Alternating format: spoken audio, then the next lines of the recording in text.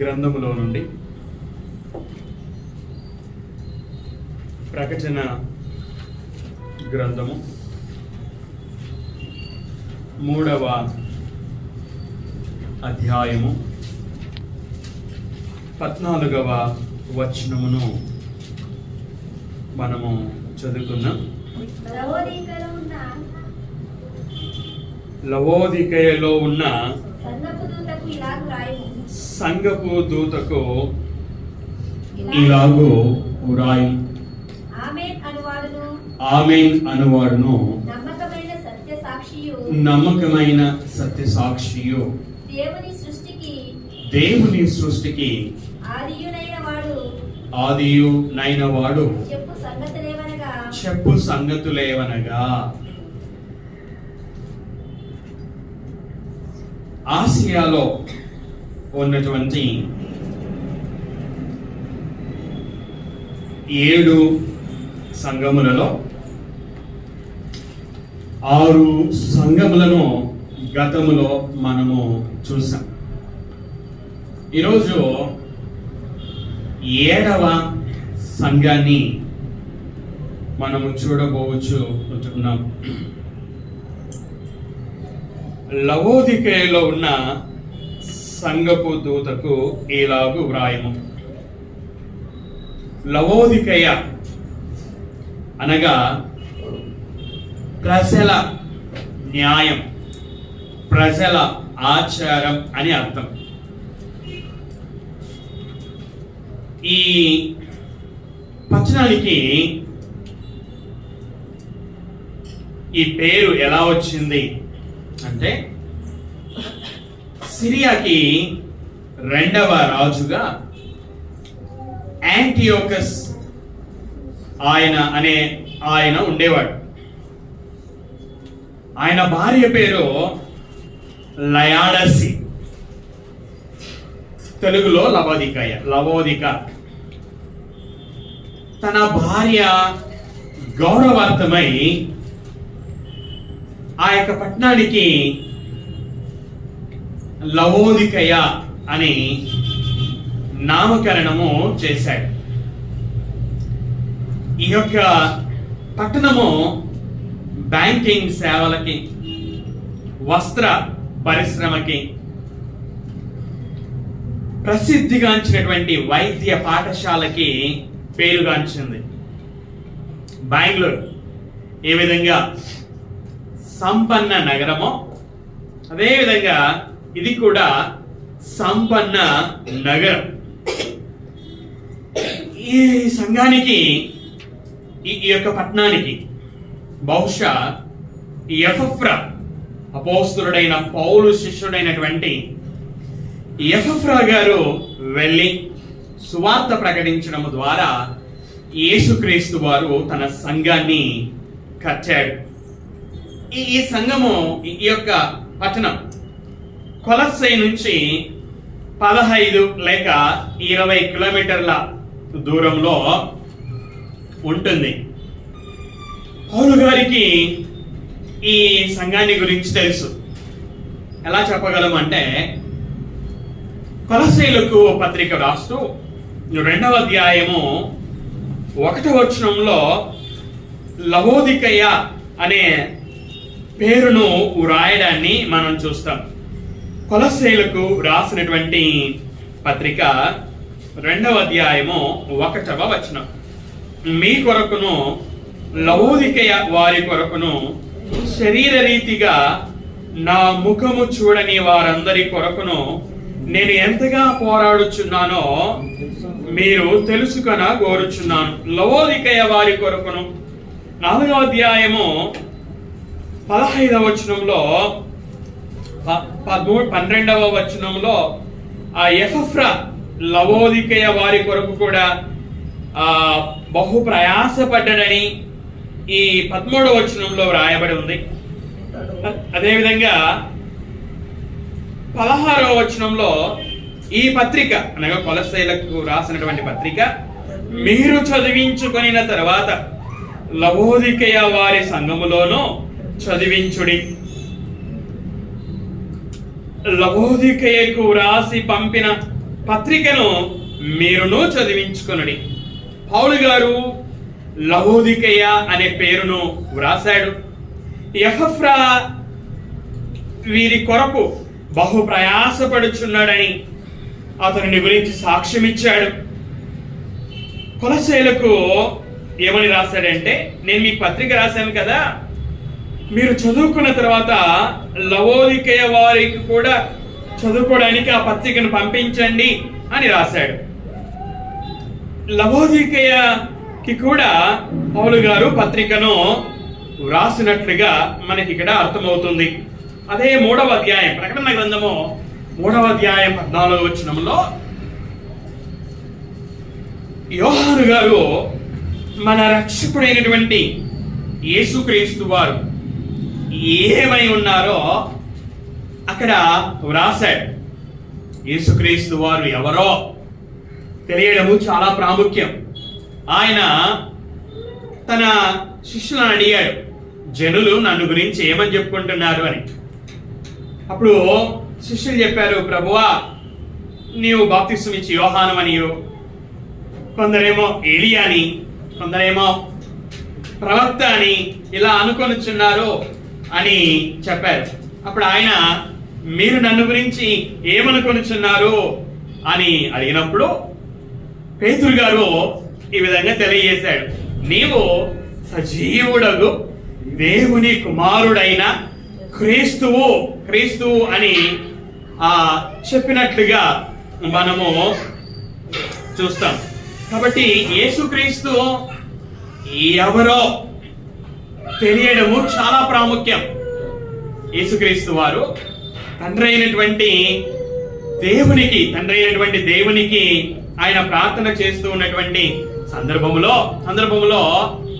ఆయన చెప్పినటువంటి మాటలు, ఆయన పలికినటువంటి మాటలు ఏంటంటే, అద్వితీయ సత్యదేవుడైనటువంటి నిన్నును నీవు పంపినటువంటి యేసుక్రీస్తును ఎరుగుట నిత్య జీవము అన్నాడు. అంటే దేవుణ్ణి అలాగే యేసుక్రీస్తును ఎరగడం అనేది ఆ నిత్య జీవంతో ముడిపడి ఉంది.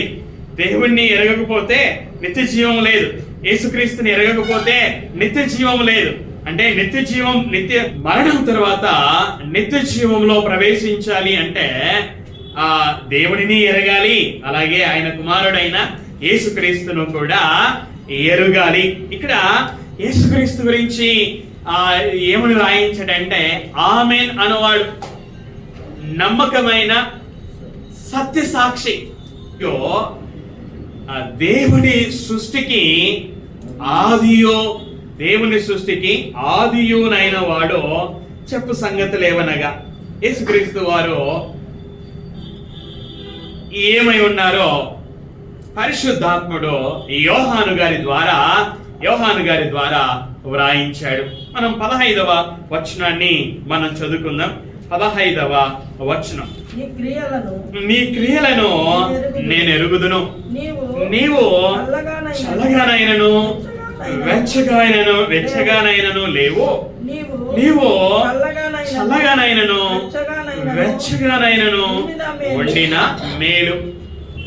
ఇక్కడ యేసుక్రీస్తు వారు సంఘంతో మాట్లాడుతూ ఉన్నాడు. ఎవరితో మాట్లాడుతున్నాడు? సంఘంతో మాట్లాడుతున్నాడు. సువార్త విని విశ్వసించి బాప్తిసం తీసుకొని క్రీస్తు సంఘంలో సభ్యులైనటువంటి వారితో మాట్లాడుతున్నాడు. అవిశ్వాసులతో మాట్లాడడం లేదు, విశ్వాసులతో మాట్లాడుతున్నాడు. ఏమని మాట్లాడుతున్నాడు? విశ్వాసులారా, నీ క్రియలను నేను ఎరుగుదును. ఆ సంఘస్థుల క్రియలను మాత్రమే కాదు, ఇక్కడ కూర్చున్నటువంటి మన క్రియలను కూడా ఆయన ఎరిగినటువంటి వాడు. మన క్రియలను ఎరిగినటువంటి వాడు. మన క్రియలు ఆయనకు తెలియనివి ఏమీ కూడా లేదు. దేవుని దృష్టికి స్పష్టము కానిది ఏది కూడా లేదు, ఆయనకి మరుగైనది ఏది కూడా లేదట. యేసుక్రీస్తు వారు కూడా మన క్రియలను ఎరిగినటువంటి వాడు. ఇక్కడ సంఘస్థులతో చెబుతున్నటువంటి మాటలు ఏంటంటే, నీవు చల్లగానైనను వెచ్చగానైనను లేవు. విశ్వాసులారా, మీరు చల్లగా లేరు, వెచ్చగా లేరు. వెచ్చగా అంటే ఏంటి? వెచ్చగా అంటే ఏంటి? ఆసక్తి విషయంలో మాంద్యులు కాకుండా ఆత్మయందు తీవ్రత కలిగి ప్రభువును సేవించడం. చల్లగా అంటే ఏంటి? దీనికి వ్యతిరేకం. చల్లగా అంటే ఆసక్తి విషయంలో మాంద్యులు కాక ఆత్మయందు తీవ్రతతో ప్రభువును సేవించకపోవడం. ఈ సంఘస్థులో ఏ విధంగా ఉన్నారు అంటే ఆత్మయందు తీవ్రత లేనివారుగా కాదు, అలాగే ఆత్మయందు తీవ్రత ఉన్నవారుగా కూడా కాదు.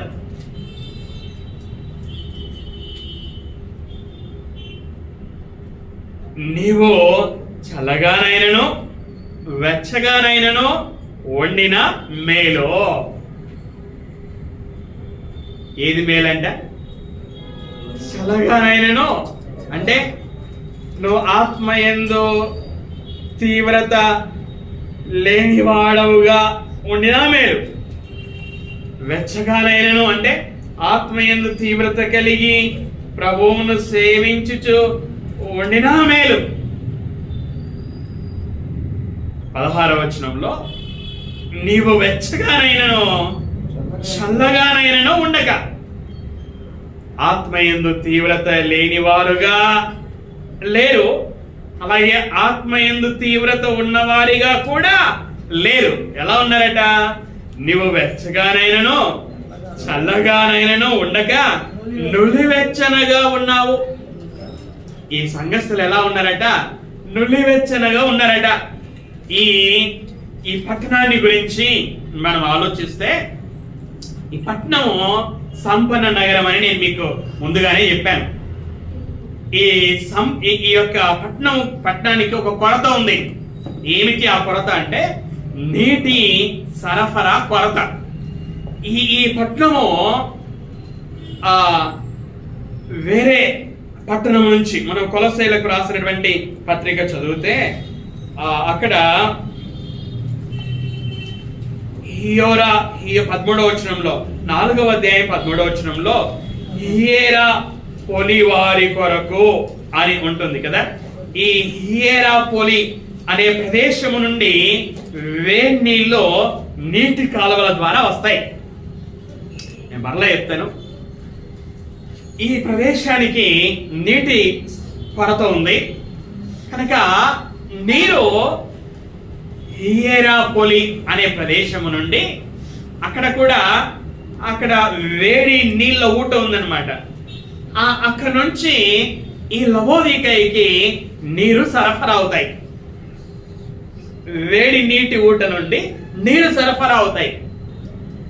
అయితే అక్కడ నుండి ఈ లవోదికైకి నీరు వచ్చేసరికి ఆ వేడి నీరు ఏమైపోతాయంటే నులివెచ్చగా మారిపోతాయి. చల్లగా కూడా కాదు, నులివెచ్చగా మారిపోతాయి. కనుక దీనిని గురించి ఈ లవోదికయ వారికి బాగా అనుభవం ఉంది. ప్రతిరోజు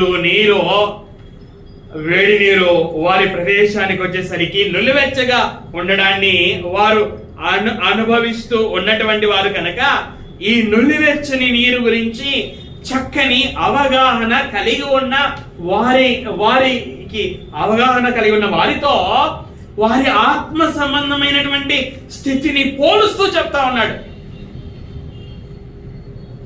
ఏమని చెప్తున్నాడు? నువ్వు చల్లగా లేవు, వెచ్చగా లేవు. ఎలా ఉన్నావట? నులివెచ్చనగా ఉన్నావు. ఆత్మయందు తీవ్రత లేని వాడవా అంటే కాదు. సరే, ఆత్మయందు తీవ్రతతో ప్రభువును సేవిస్తున్నావంటే అది కూడా కాదు. నులివెచ్చని క్రైస్తవ జీవితం జీవిస్తా ఉన్నారు వీరు.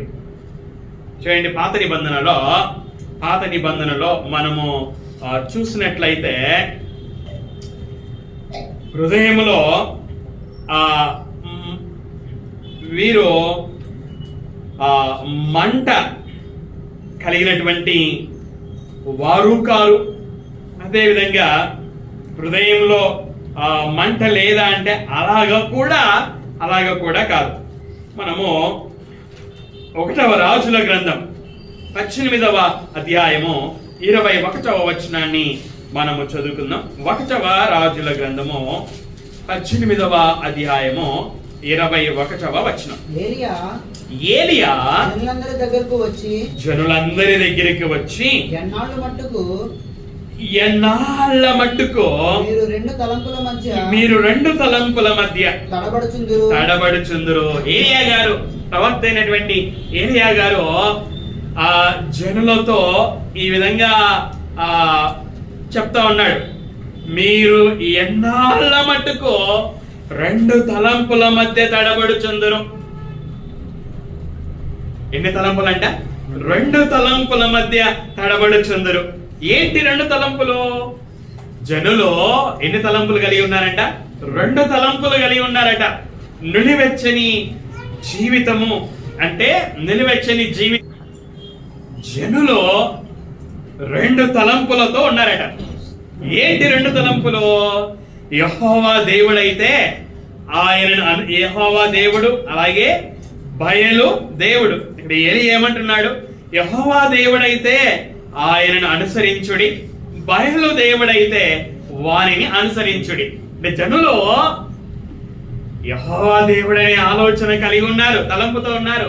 అలాగే బయలు దేవుడనే తలంపు కలిగి ఉన్నారు. ఇలాగ 2 తలంపులతో ఉన్నారు. అందుకో ప్రవక్త అయినటువంటి ఏలియా వారితో అంటున్నాడు, ఎన్నాళ్ళ మట్టుకు మీరు 2 తలంపుల మధ్య తడబడుచుందురు. యెహోవా దేవుడైతే ఆయనను అనుసరించండి, బయలు దేవుడైతే వారిని అనుసరించండి అని చెప్పినట్లుగా, వారికి సవాలు విసిరినట్లుగా, ఆ యెహోవా దేవుడని రుజువు చేసినట్లుగా మనము ఈ యొక్క అధ్యాయంలో మనం చూస్తాం. ఇది గమనించవలసింది ఏంటంటే, ప్రజలు 2 తలంపులతో ఉన్నారు. ఇది నిలివెచ్చని క్రైస్తవ జీవితం.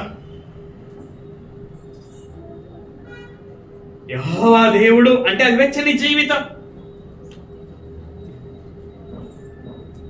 అదే 2వ రాజుల గ్రంథము 17వ అధ్యాయము 41వ వచనాన్ని మనం చదువుకుందాం. 2వ రాజుల గ్రంథము 17వ అధ్యాయము 41వ వచనం.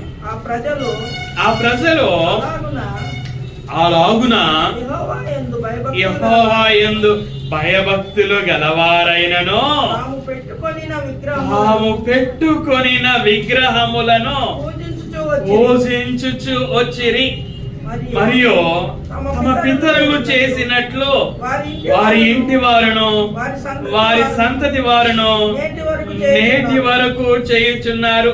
ఇక్కడ దేవుడు ఏమని రాయించాడు?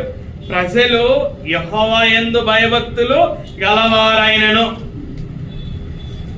యెహోవా యందు భయభక్తులు గలవారుగా ఉన్నారట. ఒకవైపు, రెండో వైపు ఏం చేస్తున్నారు?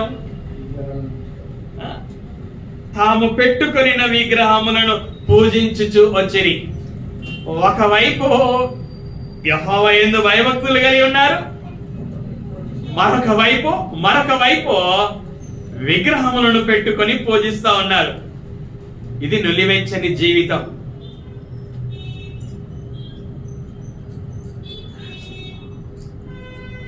మత్తయి సువార్త 6వ అధ్యాయము 24వ వచనం. మత్తయి సువార్త 6వ అధ్యాయము 24వ వచనం. ఎవడును ఇద్దరు యజమానులకు దాసుడుగా ఉండనేరడు. అతడు ఒకని ద్వేషించి ఒకని ప్రేమించును, లేదా ఒకని పక్షముగా నుండి ఒకని తృణీకరించును. మీరు దేవునికిని సిరికిని దాసులుగా ఉండనేరరు. దేవునికిని సిరికిని దాసులుగా ఉండనేరరు. నిలువెచ్చని క్రైస్తవ జీవితం అంటే దేవునికి దాసుడిగా ఉండడం, అలాగే సిరికి కూడా దాసుడిగా ఉండడం. అంటే దేవునిని పూర్ణ మనసుతో ప్రేమించకుండా జీవించడము, అలాగే డబ్బును ప్రేమించడము, ఇలాగా జీవించడము నిలువెచ్చని క్రైస్తవ జీవితము. దేవుడు అంటే నాకు తెలుసు, నేను బాప్తిసం తీసుకున్నాను, ప్రార్థనకు వస్తా ఉంటాను, మా నాన్న కుటుంబం వాళ్ళు ప్రార్థనకు వెళ్ళేవారు, మా నాన్న కుటుంబాల వాళ్ళు కూడా ప్రార్థనకు వెళ్ళేవారు. ఇలాగ చెబుతూనే ధనమును ఆశించి విశ్వాసం నుంచి తొలగిపోయే జీవితము జీవించడము నిలువెచ్చని జీవితము. యేసుక్రీస్తు వారు సంఘస్థులతో, లవోదికయలో ఉన్నటువంటి సంఘస్థులతో ఈ మాటలు చెప్తున్నాడు. నీవు చల్లగా లేవో వెచ్చగా లేవో, చల్లగానైనను వెచ్చగానైనను వండినా మేలు, కానీ నువ్వెలా ఉన్నావు? నువ్వు నిలువెచ్చగా ఉన్నావు కనుక నా నోట నుండి ఉమ్మివేయ ఉద్దేశించుచున్నాను. నిలువెచ్చని నీళ్లు సంతృప్తిగా తాగుతామా, అసంతృప్తిగా తాగలేమా? నిలువెచ్చని నీళ్లు తాగడానికి అంతగా ఇష్టం ఉండే లేదు. నిలువెచ్చని నీళ్లు తృప్తిగా తాగడానికి ఇష్టం ఉండే లేదు కనుక ఆ నోట్లో నుంచి ఉమ్మి వేయాలనుకుంటాం. వీరి జీవితం కూడా యేసుక్రీస్తు వారికి అసహ్యంగా ఉంది. ఎందుకంటే వీరి జీవితం నిలువెచ్చనిగా ఉంది కదా, అటు చల్లగా లేదు, ఇటు వెచ్చగా లేదు, నిలువెచ్చగా ఉంది. అందుకే ఆయన కూడా వీరిని ఉమ్మివేయ ఉద్దేశించుచున్నాడు అని యేసుక్రీస్తు ఉద్దేశించుచున్నాడని మనము చదువుకున్నాం. అదే విధంగా 3వ అధ్యాయం 17వ వచనాన్ని మనం చదువుకుందాం. ప్రకటన గ్రంథము 3వ అధ్యాయము 17వ వచనం. నీవు దౌర్భాగ్యుడవును. యేసుక్రీస్తు వారు ఈ సంఘస్థులను ఏమని పిలుస్తా ఉన్నాడో చూడండి. వీరి గురించి ఎటువంటి మాటలని ఉపయోగించాడో మనము చూద్దాము. నీవు దౌర్భాగ్యుడవును ఏమంటున్నాడు? దౌర్భాగ్యుడవు అని అంటున్నాడు. దౌర్భాగ్యుడు అంటే పౌలు తన గురించి తాను చెప్పుకున్నాడు. ఏమని చెప్పుకున్నాడంటే, అయ్యో నేనెంత దౌర్భాగ్యుడనో, ఇట్టి మరణమునకు లోనగు శరీరము నుండి నన్ను ఎవడు విడిపించును అని తన గురించి తాను చెప్పుకున్నాడు. ఎందుకంటే మేలు చేయాలని అనుకుంటున్నాడు, కానీ మేలు చేయలేకపోతున్నాడు. పాపం చేయకూడదు అని అనుకుంటున్నాడు, కానీ పాపం చేస్తున్నాడు. అందుకే తన గురించి తాను ఏమని చెప్పుకున్నాడంటే, అయ్యో నేనెంత దౌర్భాగ్యుడను అని తన గురించి తాను చెప్పుకున్నాడు. ఇక్కడ యేసుక్రీస్తు వారు ఈ సంఘాన్ని ఏమని పిలుస్తా ఉన్నాడు? దౌర్భాగ్యుడవు అని పిలుస్తా ఉన్నాడు. ఆత్మ సంబంధంగా దౌర్భాగ్య స్థితిలో ఉన్నారు. ఇంకా ఏమంటున్నాడు? దిక్కుమాలిన వాడవు అంటే పనికిరాని వాడవు. సంఘస్థులు ఎలా ఉన్నారట? దేవుని పనికి రాని వారుగా ఉన్నారు. పేరుకు క్రైస్తవులు, కానీ వారు దిక్కుమాలిన వారిగా ఉన్నారు. ఇంకేమంటున్నాడు? దరిద్రుడవు. నేను చెప్పడం లేదు ఈ మాటలు, యేసుక్రీస్తు వారు సంఘస్థులతో ఈ మాటలు చెప్తా ఉన్నాడు. ఏమని? దరిద్రుడవు అని. దరిద్రుడు అంటే ఈ లోకపరంగా దరిద్రులు కాదు మీరు, ఈ లోకపరంగా సంపద కలిగినటువంటి వారు, భాగ్యవంతులు మీరు, భాగ్యవంతులు. అయితే ఆత్మ సంబంధంగా దరిద్రులు మీరు. ఆత్మ సంబంధంగా భాగ్యవంతులు కారు మీరు. ఆత్మ సంబంధంగా సక్రియలు అను ధనం కలిగిన వారు కారు మీరు. ఆత్మ సంబంధంగా దరిద్రులు. ఇంకేమన్నాడు? గురుటివాడవు. వారి శరీరాల కళ్ళు ఉన్నాయి, ఆ కళ్ళు పనిచేస్తున్నాయి. కానీ యేసుక్రీస్తు వారు ఏమంటున్నాడు? గురుడివాడు అంటున్నాడు. గురుడివాడు అంటే ఆత్మ సంబంధంగా గురుడివారు అంటే ఆత్మ సంబంధమైన విషయాలను చూడలేకపోతున్నారు. వీళ్ళు ఆత్మ సంబంధమైన విషయాలను గ్రహించలేకపోతున్నారు. యేసుక్రీస్తు వారు ఈ భూమి మీద శరీరధారిగా ఉన్నటువంటి దినములలో ఆయన పరిసయ్యుల గురించి ఇవే విషయాలు చెప్పాడు. మీరు గురుడివారు అని వారి గురించి ఆయన పలికాడు. ఎందుకంటే శరీర సంబంధంగా గురుడివాడు యేసును దేవుని కుమారుడని హృదయంలో విశ్వసించాడు. అయితే శరీర సంబంధంగా కన్నులు కలిగినటువంటి పరిసయ్యులు యేసును దేవుని కుమారుడని గుర్తించలేకపోయారు, విశ్వసించలేకపోయారు. అంటే శరీర సంబంధంగా కన్నులున్నా ఆత్మ సంబంధంగా యేసును దేవుని కుమారుడని గుర్తించలేకపోయారు కనుక, విశ్వసించలేకపోయారు కనుక ఆత్మ సంబంధమైన గుడ్డివారు పరిసయ్యులు. ఈ సంఘస్థులో ఆత్మ సంబంధమైనటువంటి గురుడుతనములో ఉన్నారు. అంటే ఆత్మ సంబంధమైన ఆ సత్యాలను చూడలేని వారుగా, అర్థం చేసుకోలేని వారుగా, పాటించలేని వారుగా జీవిస్తా ఉన్నారు. ఇంకా ఏమంటున్నాడు వాళ్ళని? దిగంబరుడవు. దిగంబరుడు అంటే బట్టలు లేనివారు. అంటే ఏ బట్టలు లేనివారు? ఈ బట్టలు లేనివారా? ఈ బట్టలు లేనివారా? ఈ బట్టలు లేనివారు కాదు. ఈ బట్టలు బాగా ఉన్నాయి, వారికి సంపద కలిగిన నగరం కదా, డబ్బులు బాగా ఉన్నాయి కనుక బట్టలు కూడా బాగా ఉన్నాయి. ఈ శరీర సంబంధమైన వస్త్రాలను గురించి మాట్లాడడంలా. మరి ఏ వస్త్రాలను గురించి మాట్లాడుతున్నాడు? ఏ విధమైన దిగంబరులు అంటే ఆత్మ సంబంధంగా దిగంబరులు వీళ్ళు. ఆత్మ సంబంధంగా వస్త్రాలు లేనివారు వీరు. ఆత్మ సంబంధంగా వస్త్రాలు లేనివారంటే అర్థం ఏంటి? రక్షణ అనే వస్త్రము వీరు పొందారు, కానీ స్తుతి చెల్లించే వస్త్రము, నీతి అనే వస్త్రము, మంచిగా జీవించడము అనే వస్త్రము లేనివారుగా ఉన్నారు. వీరి ప్రవర్తన బాగోలేదు. ఈ సంఘస్థుల ఆత్మ సంబంధమైన ప్రవర్తన బాగోలేదు. దేవునితో వీరి సంబంధము, దేవునితో ఆత్మ సంబంధంగా దేవునితో వీరి ప్రవర్తన సరిలేదు. అందుకే యేసుక్రీస్తు వారు అంటా ఉన్నాడు, నీవు దరిద్రుడవు, దిగంబరుడవు అని అంటా ఉన్నాడు. ఆయన అలాగ చెబుతూ, నీవు దౌర్భాగ్యుడవును, దిక్కుమాలిన వాడవును, దరిద్రుడవును, గురుడి వాడవును, దిగంబరుడవునై ఉన్నావని ఎరుగక. వారు ఈ స్థితిలో ఉన్నారని వారికి తెలియదు. ఎందుకని? వాళ్ళు గురుడివారుగా ఉన్నారు కదా, ఆత్మ సంబంధమైన గురుడివారుగా ఉన్నారు కదా, కనుక ఆత్మ సంబంధంగా మేము ఈ స్థితిలో ఉన్నాము అని వాళ్ళకు తెలియడం లేదు. ఆత్మ సంబంధంగా దౌర్భాగ్య స్థితిలో ఉన్నాం, దిక్కుమాలిన స్థితిలో ఉన్నాం, దరిద్ర స్థితిలో ఉన్నాం, గురుడి స్థితిలో ఉన్నాం, దిగంబరులుగా ఉన్నాము అని వారికి తెలియదు, వారికి తెలియడం లేదు. వారి నిజ స్థితి వారికి తెలియడం లేదు. వారు ఏమని చెప్పుకుంటున్నారంట? నేను ధనవంతుడను అని చెప్పుకుంటున్నారంట. దరిద్రులు అయితే ఏమని చెప్పుకుంటున్నారు? ఆత్మ సంబంధంగా దరిద్రులు అయితే ఆత్మ సంబంధంగా ధనవంతులు అని చెప్పుకుంటున్నారు. ఆత్మ సంబంధంగా ధనవృద్ధి చేసి ఉన్నాను అని చెప్పుకుంటా ఉంటారు. చాలా మంది చెప్పుకుంటారు కదా, నేను బాప్తిసం తీసుకున్నాను, నేను ప్రార్థనకు పోతాను,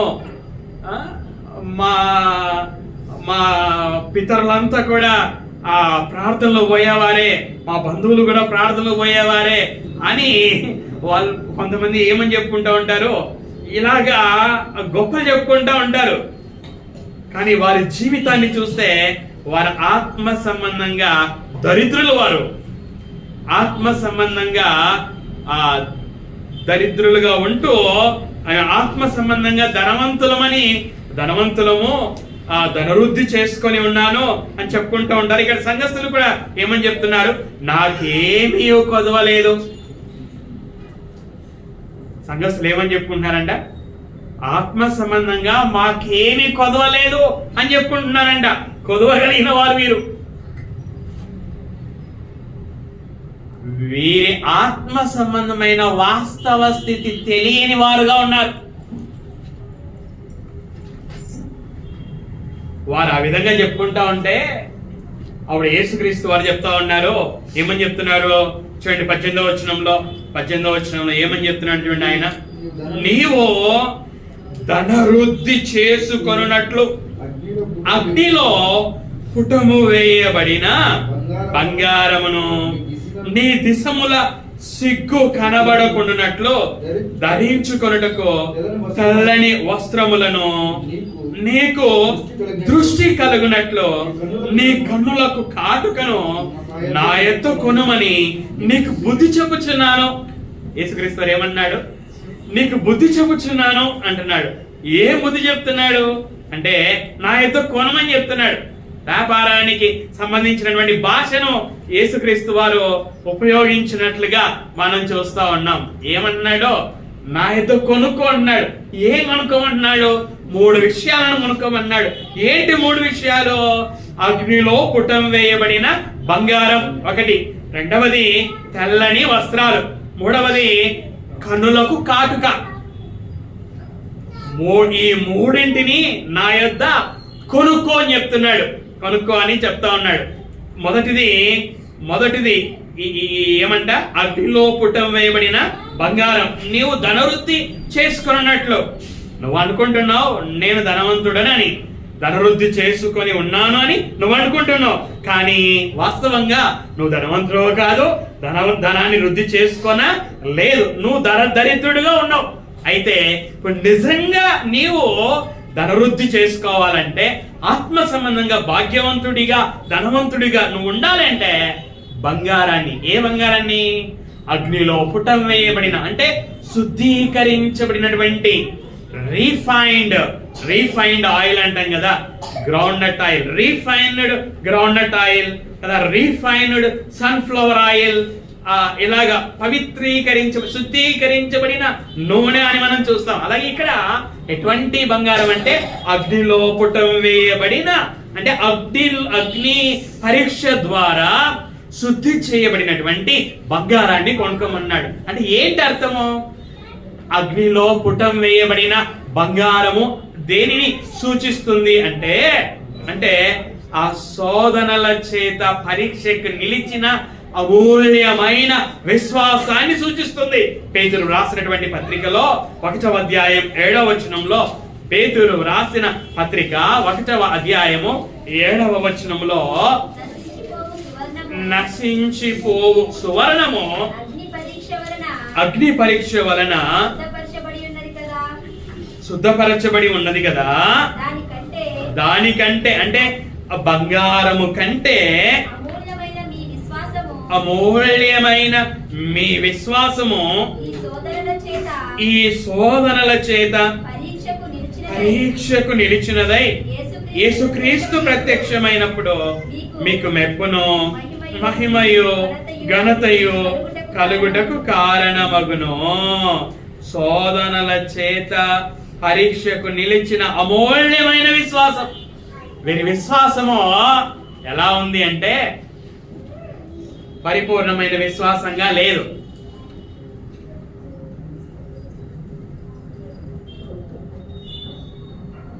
అందుకే యేసుక్రీస్తు వారు ఏమంటున్నాడు? అగ్నిలో పుటం వేయబడిన బంగారాన్ని నా యొద్ద కొనుక్కో అంటున్నాడు. అంటే విశ్వాసాన్ని, అమూల్యమైనటువంటి విశ్వాసాన్ని నా మాటలు విని ఆ మాటలకు విధేయత చూపడము ద్వారా కలిగి ఉండు.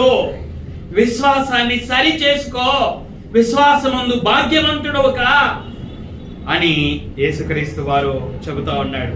ఇంకేమని చెప్తున్నాడు? రెండవది, నీ దిశముల సిగ్గు కనబడకుండానట్లు ధరించుకొనుటకు తెల్లని వస్త్రాలను కొనుక్కో అంటున్నాడు. తెల్లని వస్త్రాలను కొనుక్కోమన్నాడు. దేనికి తెల్లని వస్త్రాలు? దేనికి తెల్లని వస్త్రాలు కొనుక్కోమన్నాడంటే దిశముల సిగ్గు కనబడకున్నట్లు అంటే ఆత్మ సంబంధంగా వీరి ప్రవర్తన బాగోలేదు కదా, దేవునితో వీరి సంబంధం బాగోలేదు కదా, మీ ప్రవర్తనని సరి చేసుకోండి, దేవునితో మీ సంబంధాన్ని సరి చేసుకోనండి. స్తుతి వస్త్రాన్ని కలిగి ఉండండి, నీతి వస్త్రాన్ని కలిగి ఉండండి అని పవిత్రత. తెల్లని వస్త్రాలు అంటే తెలుపు. దేనికి గుర్తు? తెలుపు దేనికి గుర్తు? పవిత్రతకి గుర్తు కదా. పవిత్రంగా, మీ జీవితం పవిత్రంగా లేదు, మీరు పవిత్రంగా ఉండండి. వాక్యము ద్వారా మీ నడతని శుద్ధి చేసుకొని పవిత్రంగా ఉండండి అని యేసుక్రీస్తు వారికి బుద్ధి చెబుతా ఉన్నాడు. మూడవది ఏంటి? ఈ లవోదికయ వస్త్రాలకు పేరుగాంచింది. నేను మొదట్లోనే చెప్పాను కదా, వస్త్ర పరిశ్రమకు పేరుగాంచింది. ఈ మనం నివసించుచున్న ప్రదేశం ఆ వస్త్ర పరిశ్రమకు పేరుగాంచింది. అలాగే లవోదికయ వస్త్ర పరిశ్రమకి పేరుగాంచింది. వారికి శరీర సంబంధమైన వస్త్రాలు ఉన్నాయి, కానీ ఏవి లేవు? ఆత్మ సంబంధమైన తెల్లని వస్త్రాలు లేవు. ఈ కొరత కలిగి ఉన్నారు వారు. అందుకే యేసుక్రీస్తు వారు తెల్లని వస్త్రాలు నా యొద్ద కొనుక్కో, నీ ప్రవర్తన సరి చేసుకో, పవిత్రంగా ఉండు, దేవునితో సరైన సంబంధం కలిగి ఉండు అని ఆయన బుద్ధి చెబుచు ఉంటున్నాడు. అలాగే చివరిగా ఏమంటున్నాడు? నీకు దృష్టి కలుగునట్లు. వారు ఎలాంటి స్థితిలో ఉన్నారు? గురుడివారుగా ఉన్నారు. ఆత్మ సంబంధంగా గురుడివారుగా ఉన్నారు. కనుక ఆయన ఏమని చెప్తున్నాడు? ఆత్మ సంబంధంగా గురుడివారుగా ఉన్నారు. ఇప్పుడు వాళ్ళకి ఏం కావాలి? ఆత్మ సంబంధమైన దృష్టి కావాలి వాళ్ళకి. కనుక ఏం చేయమంటున్నాడు ఆయన? నీ కన్నులకు కాటుకను కొనుక్కో అంటున్నాడు. మనము శరీర సంబంధంగా ఆ కన్నులకు కాటుక పెట్టుకుంటూ ఉంటారు సహోదరి మనులు. ఎందుకు కన్నులకు కాటుక పెట్టుకుంటుంటారంటే, సరే ఏమి కారణాలు, జవాబులు ఉండవచ్చు, అనేక జవాబులు ఉండవచ్చు. ఈ కాటుక కన్నులకి ఒక మెడిసిన్ గా పనిచేస్తుంది, ఒక ఔషధంగా పనిచేస్తుంది శరీర సంబంధంగా. అయితే ఇక్కడ యేసుక్రీస్తు వారు వీరు ఆత్మ సంబంధంగా గురుడితనంగా ఉన్నారు కనుక, వీరికి ఆత్మ సంబంధమైన దృష్టి కావాలి కనుక ఆత్మ సంబంధమైన దృష్టిని ఇచ్చే ఆ కాటుక, దృష్టికి ఆత్మ సంబంధమైన గుడ్డితనాన్ని బాగు చేసే ఆత్మ సంబంధమైన కాటుకని నా యొద్ద కొనుక్కో అని యేసుక్రీస్తు వారు సంఘస్థులకి బుద్ధి చెబుతూ ఉంచుకున్నారు. సంగమా, నీ క్రియలు నాకు తెలుసు. నువ్వు చల్లగానైనను వెచ్చగానైనను లేవు. చల్లగానైనను వెచ్చగానైనను వండినా మేలు. కానీ నువ్వు చల్లగా ఉండక, వెచ్చగా ఉండక ఎలా ఉన్నావు? నులివెచ్చనగా ఉన్నావు. నులివెచ్చని క్రైస్తవ జీవితం జీవిస్తున్నావు. నాకు అసహ్యమైన జీవితం జీవిస్తా ఉన్నావు. గనక నేను నా నోట నుండి ఉమ్మివేయ ఉద్దేశించుచున్నాను. ఈ సమయంలో మన జీవితం ఎలా ఉందో వాక్యపు వెలుగులో మనల్ని మనం పరీక్షించుకుందాం. వెచ్చగా ఉన్నామా? చల్లగా ఉన్నామా? నులివెచ్చగా ఉన్నామా?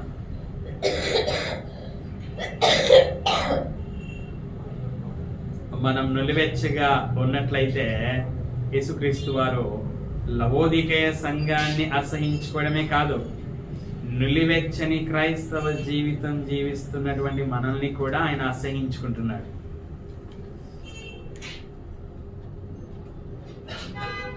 వారిని నోట్లో నుంచి ఉమ్మివేయ ఉద్దేశించానని చెప్పడం కాదు, మన గురించి కూడా ఇవే మాటలు చెప్తా ఉన్నాడు.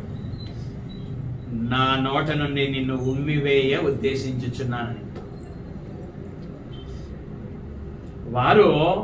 వారి ఆత్మీయ స్థితిని వాళ్ళు ఎరగలేకపోయారు. మనల్ని మనం పరీక్షించుకుందాం. ఆత్మ సంబంధంగా ఏ స్థితిలో ఉన్నాం? దౌర్భాగ్య స్థితిలో ఉన్నామా? దిక్కుమాలిన స్థితిలో, దరిద్ర స్థితిలో, గ్రుడ్డి స్థితిలో, దిగంబర స్థితిలో ఉన్నామా? ఇలా ఉన్నామని తెలియక మన గురించి మనం ఈ సంఘం లాగానే అనుకుంటున్నామా? నేను ఆత్మ సంబంధంగా ధనవంతుడిగా ఉన్నాను, ఆత్మ సంబంధంగా ధనవృద్ధి చేసుకొని ఉన్నాను, నాకేం కొదవలేదు, ఆత్మ సంబంధంగా నాకేం కొదవలేదు, కొదవ కలిగి కొదవలేదని అనుకుంటున్నామా? ఇలా అనుకొనుచు ఉన్నట్లయితే యేసుక్రీస్తు వారు మనకు కూడా బుద్ధి చెప్తున్నాడు. ఏమని బుద్ధి చెప్తున్నాడు? విశ్వాసులారా, మీరు నా యొద్ద కొనుక్కోండి. ఏం కొనుక్కోండి? అగ్నిలో పుటం వేయబడిన బంగారాన్ని కొనుక్కోండి. ఇంకేం కొనుక్కోండి?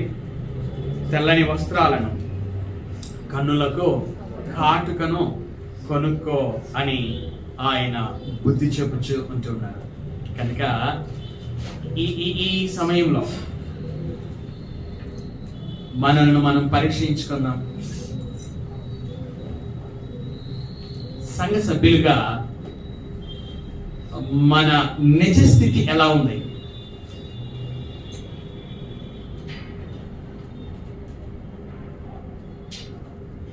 మన నిజ స్థితి ఏంటో మనం గ్రహిద్దాం.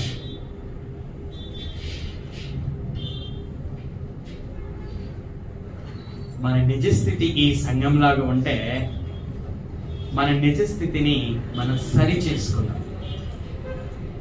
మన నిజ స్థితి విషయంలో ఏం చేయాలో రాబోయే దినాలలో మనం చూద్దాం. దేవుడు మరి ఇంతసేపు వినినటువంటి ఈ మాటల ప్రకారంగా మన జీవితాలను సరి చేసుకున్నటకు ఆయన సహాయమును చేయునుగాక. ప్రార్థన చేసుకున్నాం.